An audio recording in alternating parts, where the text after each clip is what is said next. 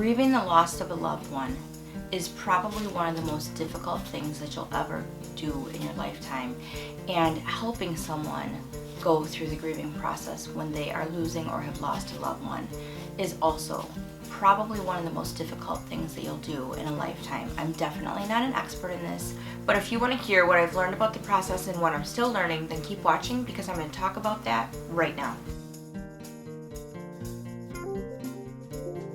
Hello everyone, welcome to my channel if you're new and welcome back if you're returning. My name is Danielle and today I'm here to talk to you about a really challenging subject and something that I don't know a lot about, and I'm definitely not feeling super qualified to talk to you about, and that is dealing with the loss of a loved one. And I want to apologize before I get into the video about the lighting, about the way I look. It's literally 5 a.m. on Monday morning. I just got out of the shower. My hair's still wet. I don't have any makeup on except for a little lip gloss.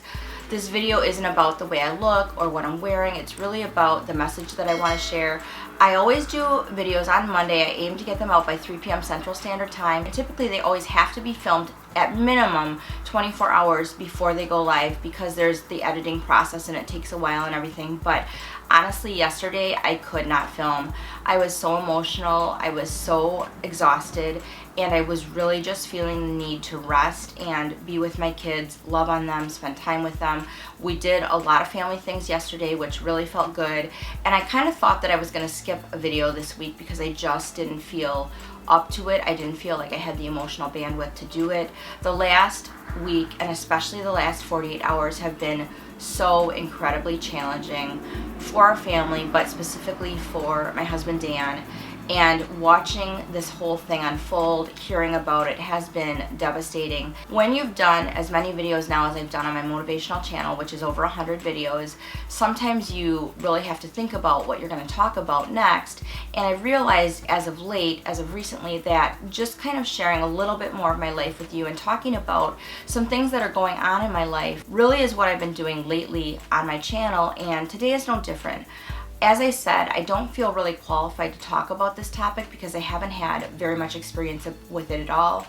1, 2, 3. As I said, I don't feel qualified really to talk to you about this topic because I haven't had very much experience with it at all. But I do want to share with you what's been going on in our family and how I've been handling it and the process, and a couple things that I've really learned about this process with you, because maybe you'll find it helpful. And just so you know, because those of you that know me personally, I did talk about this a little bit on my Instagram Live on Saturday. If you don't know, I do Instagram live streams on Saturday mornings at 9 a.m. Central Standard Time.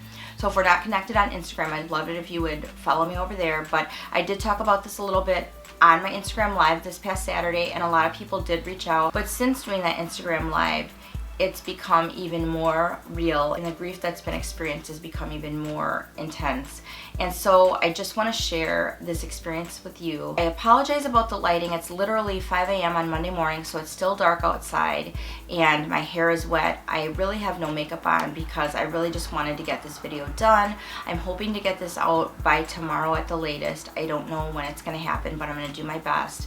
And I really didn't bother with makeup because truthfully, I'm probably going to cry it off in this video. So we're just going to go with what we have. This is going to be kind of a raw story time, and I'm not going to spend a ton of time editing this video because I want to get it done. So with that, let me just tell you what's been going on in our family. Dan did give me permission to share this in this video. Dan's family had decided that they were going to move his mom from Texas to the Wisconsin area where we live to be with family. She's in her 80s and they wanted her to be physically safe. They were worried about her falling and they were worried about her physical safety, so they wanted to move her back to where we live to be with family, and everybody was really excited about it. They made arrangements to go and move her at the end of this month, which is March 2021, and in December and early January, his sister who lives in Arizona had gone down to her mom's house in Texas to be with her and take her back to Arizona until they could go back to Texas again at the end of this month to move her to Wisconsin.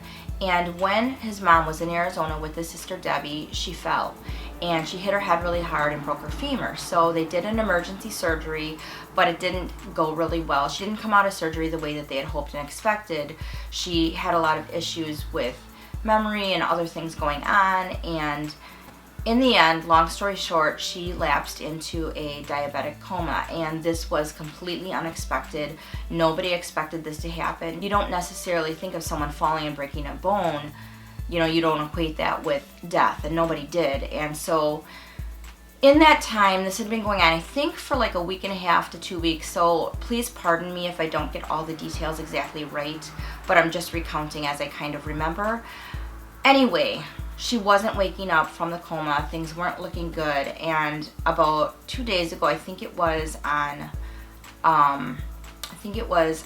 Friday, Dan got a call from his sister basically saying that the hospital had advised that they make end-of-life decisions, that they needed to make decisions and basically take her off the breathing tube, and they didn't think that she was going to make it. And so obviously that's just devastating, completely devastating. I would say that Dan is not a highly emotional person.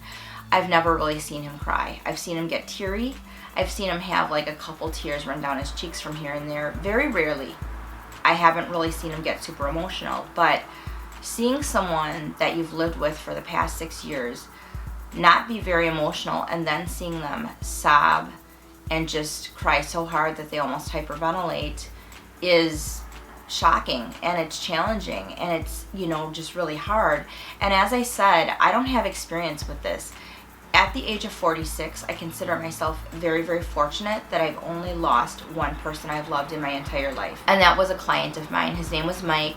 And I did watch him die during a duathlon back in 2013. So it was extremely traumatic. You know, it was very, very traumatic. It wasn't something that anyone expected. So I guess I would say when you experience the death of a loved one that you don't expect, that you don't anticipate, that you don't see coming, it is really shocking, it is really hard, it is really difficult in a different way from when you experience the death of a loved one who has terminal illness or who has something that you know that they're going to pass away soon. It's very different, and it shocks you in a very different way. But that's my only experience with death, and it was really hard for me. I did not handle it in the right way. I ended up using exercise as my outlet. Looking back, I should have gotten some counseling. I should have really shared my grief with other people, but because I didn't do things the way I should have, and I didn't really have an outlet for my grief, I ended up really injuring myself physically, and it led to a downward spiral of a lot of really horrible things that happened following Mike's death. I did a video talking about this, and I did a video talking about some of the most challenging things that I've been through in that time period, so I will link that video above, and I will link it below if you do want to watch that. But getting back to the story of what's going on in our family currently, so Dan getting this news was absolutely shocking and horrendous, and just watching him was heartbreaking to me. It was so, so sad, and I felt really helpless. And I think as adults and as people that we like to know what to expect, and we like to know what to do. And when you feel like you don't know what to do, when you feel helpless and you don't know what's coming next, that in and of itself is a horrible feeling. And I think that's why dealing with death and loss is so horrible, because you just don't know. One thing that I'm learning through this experience is that grief is not like other emotions. And what I mean by that is that when you experience other emotions like joy or excitement or fear or anger, you know what that emotion is going to feel like. You know how that emotion presents. When other people know that you feel those emotions, they know what to expect from you, because we know exactly what those emotions are and how they look and what people do when they feel those things.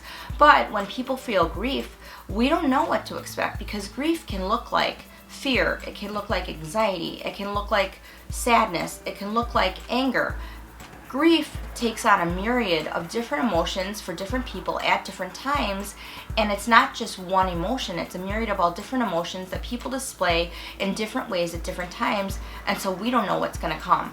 And oftentimes I think that people that are grieving, they don't know either. So it's this very unknown, from minute to minute, second to second. We don't know how we're going to feel. We don't know how the person that we care about who's grieving is going to feel, and we don't know what to do. At least I don't know what to do. And I know that it's really rare. I'm 46 years old, so at 46 years old, to only experience the death of one person that I cared about, that I loved, who was my friend, but he wasn't my parent, he wasn't my spouse, he wasn't someone I lived with or, you know, grew up with. I can't imagine what that's like. And, you know, Dan said to me, when you lose a parent, I can't imagine how hard it's going to be for you. And it started me thinking about that. And it made me really emotional because I honestly, my parents are everything to me. I love them so much. They help me so much. And, you know, they're in their upper 70s and they still help me so much when I need them. I call them and they're right there. They help me so much. And like, especially this week, because what happened next after Dan got this information, he made arrangements to fly on Sunday, this past Sunday. So yesterday, he made arrangements to fly to Arizona to be with his siblings to make decisions about his mom. And, you know, that was hard on me because there's a lot of things going on with me that I felt like I needed Dan here this week, and he's not going to be here because he had to go to Arizona to be with his family and make these decisions about his mom. So, you know, the first thing I did was I called my parents and asked for some help. And of course, they said, whatever you need, let us know. We're going to be right there. I yesterday pulled out my calendar with my mom and was going over like certain things I need with the boys, and she's going to help me with, you know, with picking up Titus from school and everything. And so, you know, just thinking about not having my parents is really hard. I've been seeing my mom on a weekly basis for about an hour to help her stretch, to help her do a little bit of exercising in her home. And, you know, I realized last week that does she really truly need me to come over and do these things for her? Not really. She has bands, she has some free weights, she has a mat, she knows what to do. But you know what? I think we both need it. We need it because it's our time together. And, you know, a lot of times now I'm a personal trainer by trade, so this is what I do for a living. But, you know, typically when I see my clients, they don't show me their closet. They don't show me their new purchases at the consignment store. We don't talk about, like, other things. But that's what my mom and I do. When I go over to stretch her, she shows me, like, her latest outfits, or we talk about other things. We talk about the dog. We, you know, just share things. And it's like it's our time together. It's our special time to be together. And I think we both really cherish that. And it's not about the exercise. It's not about the stretching. It's about our time together. And one thing that I've really learned through this experience of being with Dan, watching him go through this heartbreaking experience, is to really cherish the time that you do have with the people you love and to tell them that you love them. And I've said this always because it's something I learned from Mike's stuff. We were running in the duathlon, and the last thing I said to him, not knowing that this was going to be the last thing I was going to say, was that I was proud of him and I loved him.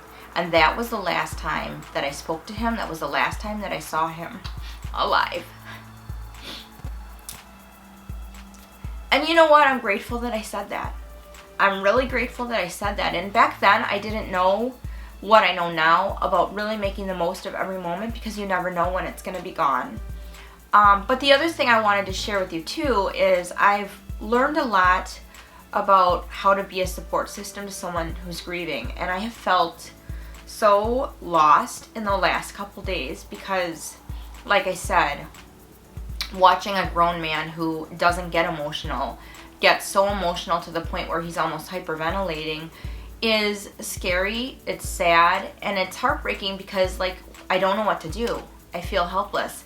And, you know, those of you that know me personally know that there's two things I don't do well, and they are sitting still and keeping quiet. That's why I have the job that I do as a personal trainer. That's the joke that I always share, but I think it is kind of true. I'm a talker. I like to talk, and I also like to give advice, hence my channel. You know, my purpose, my mission, obviously, is to motivate, inspire, and really encourage you to be the best version of yourself you can be, physically, emotionally, and mentally. I love to do that. I talk about it all the time. But one thing that I've really learned in this brief experience that I've had is that sometimes silence is more impactful than any words ever could be.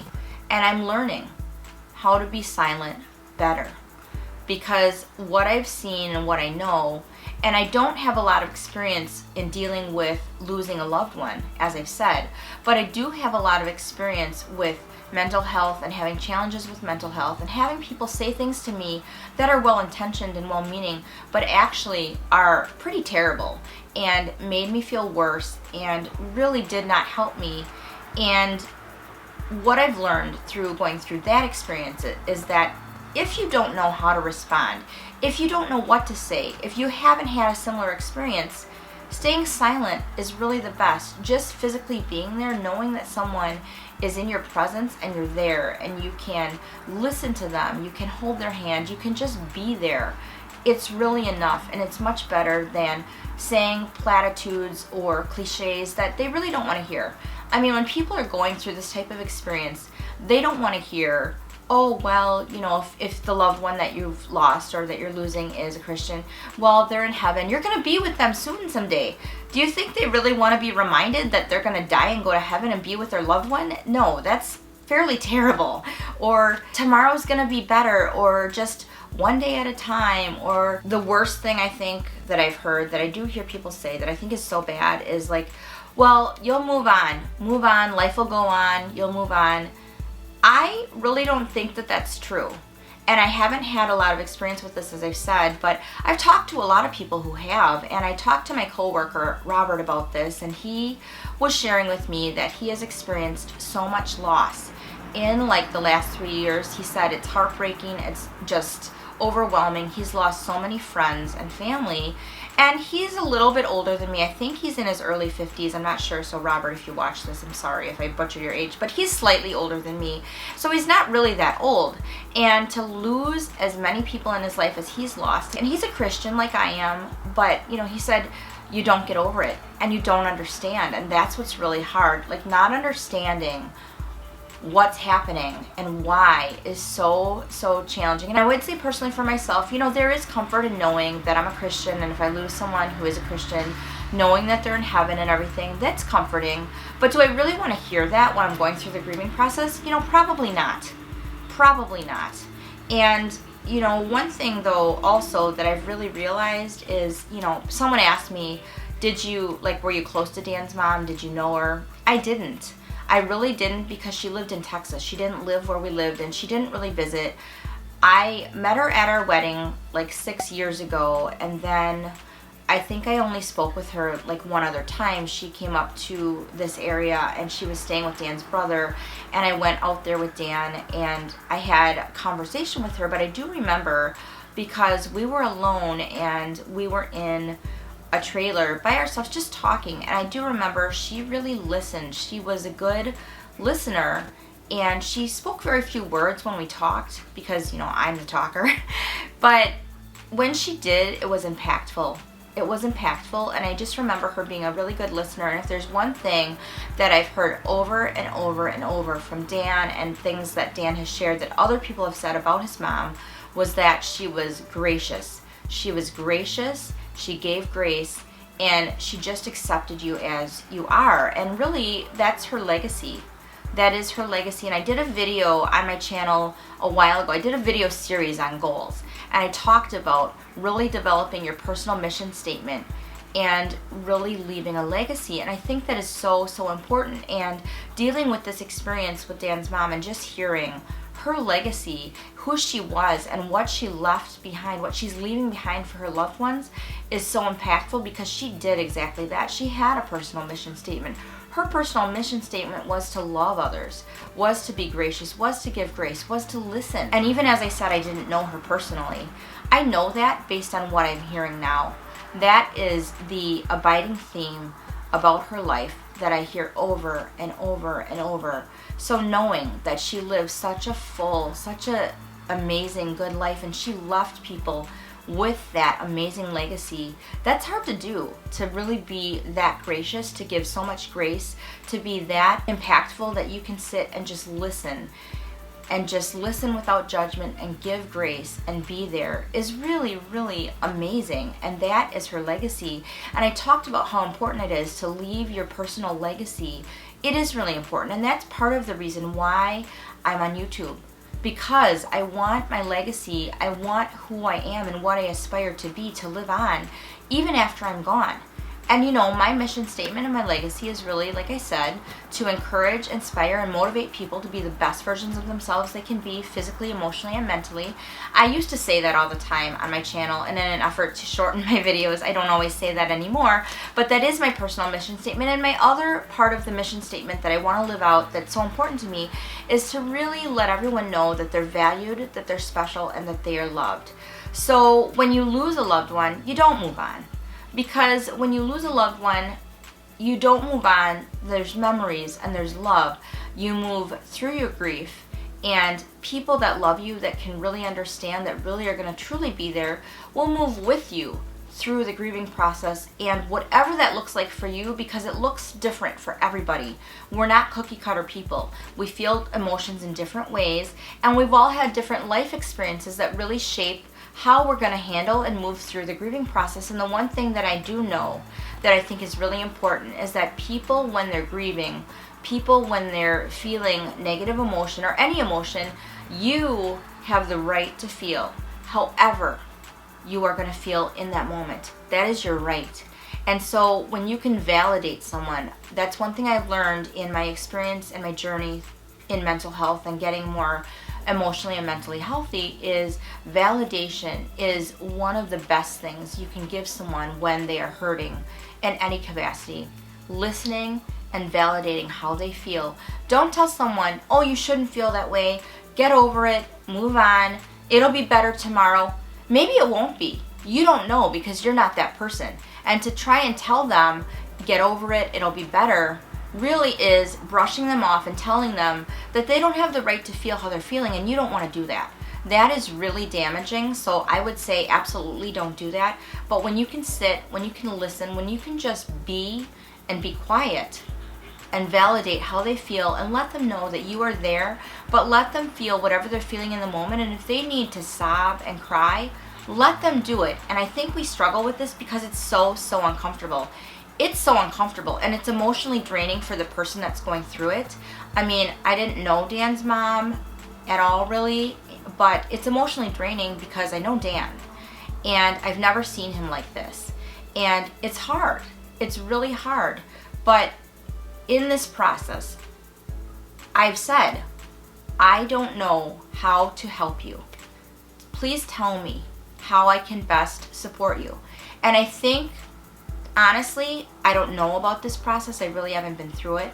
But just admitting that I don't know what to do, and please let me know how I can support you, I think that was really appreciated, because we don't always have to have all the answers. We don't always have to fix everything. Sometimes we just have to let people be who they're going to be and feel what they want to feel. And I feel like when someone's grieving, especially a loss of someone super close to them, like a parent or a spouse or a best friend or something like that, when you can let someone be who they need to be in the moment, and you can let them just have the raw, uncensored emotion that they absolutely have the right to have and that they need to have, that's impactful.